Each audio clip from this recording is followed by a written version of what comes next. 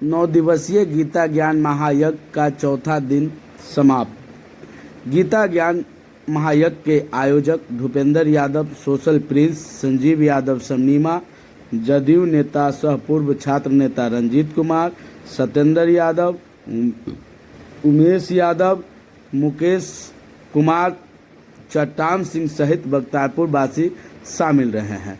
वहीं प्रवचनकर्ता प्रशांत जी महाराज ने गीता ज्ञान पर प्रवचन करते हुए कई बात बताए। क्या कुछ बोले हैं प्रवचनकर्ता प्रशांत जी महाराज, देखिए इस रिपोर्ट में। तमाम खबरों के साथ बने रहें VG live news national digital media के साथ। यह खबर कैसी लगी हमारे कमेंट बॉक्स में जरूर बताइए। अन्न तो पवित्र है ना, अन्न की जांच करना, क्योंकि देखिए इतने बड़े ज्ञानी भीष्म पितामह जो इतने बड़े ज्ञानी थे, भगवान के करीब थे, दूषित अन्न के प्रभाव से वो भी प्रभावित हो गए। तो हम और आप किस खेत की मूली हैं? दूषित अन्न से बचिए, नष्ट हो जाता है। इसलिए इस बात का ध्यान रखना। भीष्म पितामह ऐसा उपदेश कर ही रहे थे कि पास में खड़ी द्रौपदी हंस पड़ी। भीष्म पितामह उपदेश कर रहे थे, उसी क्षण द्रौपदी हंस पड़ी।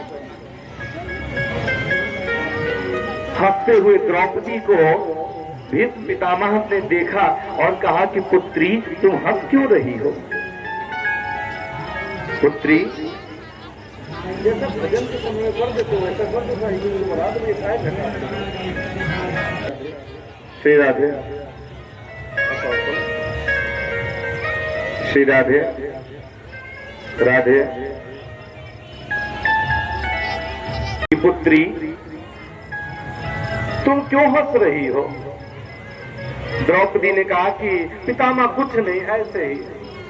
लेकिन सोचिए, कोई पति मरने ही वाला हो, कोई प्राण छोड़ने, शरीर को छोड़ने ही वाला हो, और उस समय कोई जाकर के हंसे, या तो वो विक्षिप्त है या कोई रहस्य है। भीष्म पितामह ने पूछा कि पुत्री, कोई तो बात है, तुम बताती क्यों नहीं हो? द्रौपदी ने कहा, सुनिए कितनी अच्छी बात कही। द्रौपदी ने कहा कि पितामह, आज आप महाराज युधिष्ठिर को ये उपदेश दे रहे हैं कि तुम्हारे राज्य में कोई बालक पर, कोई वृद्ध पर, कोई स्त्री पर अत्याचार न कर सके, इस बात का ध्यान रखना। तो ये बताइए, उस दिन आपका ये ज्ञान कहाँ गया था? और उस सभा में उस समय आप भी अपने मुख को नीचे धरती की ओर करके बैठे हुए थे। ये ज्ञान उस समय कहाँ गया था आपका? भीष्म पितामह कहने लगे कि पुत्री सुनो, उस समय मैं क्यों नहीं कुछ बोल पाया? ध्यान से सुनिएगा प्यारे। वही भीष्म पितामह जो इतने बड़े विवेकी थे, इतने बड़े विद्वान थे, ज्ञानी थे, न्याय और अन्याय को भली भांति जानते थे, वो भीष्म पितामह शांत क्यों रहे उस समय? अरे पितामह अगर एक बार फटकार देते तो दुर्योधन कांपने लगता, लेकिन भीष्म पितामह शांत क्यों रहे उस समय?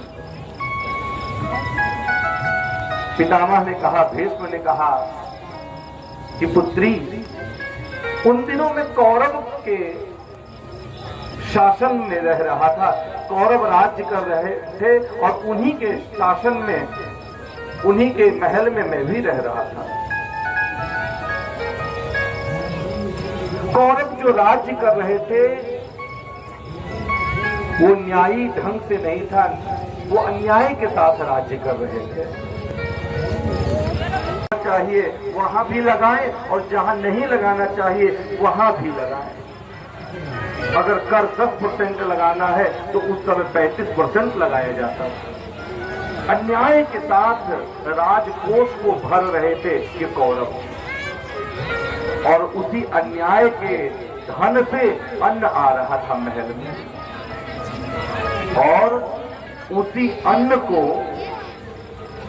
सभी खाते थे, जिसमें से मैं भी उसी अन्न को खाता था। किस अन्न को? दूषित धन से जो अन्न आता था, उसी दूषित अन्न को मैं भी खाता था। इसीलिए मेरी बुद्धि भी दूषित हो गई, क्योंकि जैसा अन्न वैसा मन। तो प्यारे, हमारा अन्न बिल्कुल शुद्ध होना चाहिए, साफ होना चाहिए, पवित्र होना चाहिए।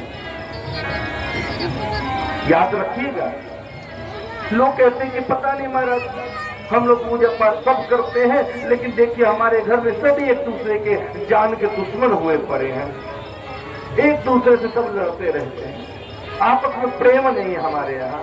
सब कुछ है, प्रेम नहीं है, सबकी बुद्धि मानो खराब हो गई हो। प्यारी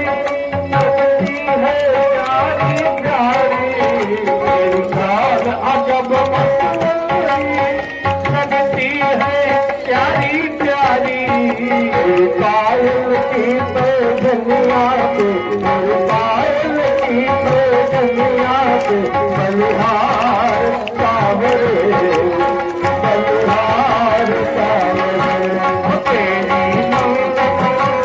दुनिया से, दुनिया से, बलिहार सावरे, बलिहार सावरे,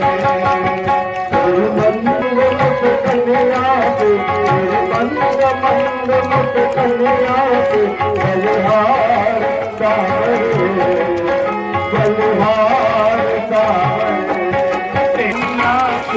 उसमें बहुत बहुत बड़े बड़े कांड कर जाते हैं, लेकिन क्यों भाई क्रोध में करते हैं ना बड़े बड़े कांड। क्रोध नहीं करना चाहिए, और क्रोध तब नहीं आएगा जब आप ये जानेंगे कि सब उसकी माया है, उसने किया है। क्रोध, अच्छा क्या होता है, कई बार क्रोध करना भी अनिवार्य होता है। भय बिन होई न प्रीति, मानस में तो आया नहीं, भय बिन होई न प्रीति, बिना भय का सिस्टम नहीं बन सकता है। लेकिन क्रोध कैसा होना चाहिए? वो क्रोध सिस्टम बनाने के लिए, भय दिखाने के लिए क्रोध जो किया जाता है, वो क्रोध कैसा होना चाहिए? कोई कंपनी का मालिक है, अगर वो क्रोध नहीं दिखाएगा, भय नहीं दिखाएगा, तो मामला बिगड़ जाएगा, कर्मचारी काम नहीं करेंगे। लेकिन वो क्रोध कैसा होना चाहिए? मेरे प्यारे, एक साधु, वो साधु एक गांव से निकल करके जंगल के मार्ग से कहीं जा रहा था तीर्थाटन के लिए। गांव के लोगों ने कहा कि महाराज जी इधर से मत जाइएगा, जंगल में एक सांप रहता है और वो काट लेता है, इस गांव के सभी लोगों को वो काट लेता है, इधर से कोई जाता है तो। साधु ने कहा कि मैं तो ठहरा साधु, मैंने क्या सांप का बिगाड़ा है, मुझे क्यों काटेगा, मैं तो इधर से ही जाऊंगा। मेरे प्यारे, साधु जैसे ही गांव पार करके जंगल में पहुंचे तो आकर के सांप बड़ा हो गया, फन फैलाए हुए हम क्रोध में पुकारने लगा, आगे बढ़ने लगा डरने के लिए। जैसे ही महात्मा जी ने कहा सावधान, रुक जाओ, मुझे क्यों काटना चाहते हो? साधु ने कहा कि इस गांव के लोग बहुत बुरे हैं, मुझे जब देखते तो मारने लगते हैं, इसीलिए मैं इस गांव से आता हुआ हर किसी को काटता हूं। वो तुम्हें क्यों मारते तुम ये नहीं सोचते? क्योंकि तुम डरते हो, तुम उन्हें काटते हो, इसीलिए वो मारते हैं। तुम डरना छोड़ दो तो वो मारना बंद कर देंगे। सर्प ने सोचा कि जरा साधु की बात मान के देखता हूँ। साधु ने कहा तुम डरना छोड़ दो तो लोग तुम्हें मारना छोड़ देंगे। साधु ने कहा ठीक है महात्मा जी, आप कहते तो मैं आपकी बात मान लेता हूँ। साधु उस दिन से वो सर्प उसे से काटना छोड़ दिया और साधु भी चले गए।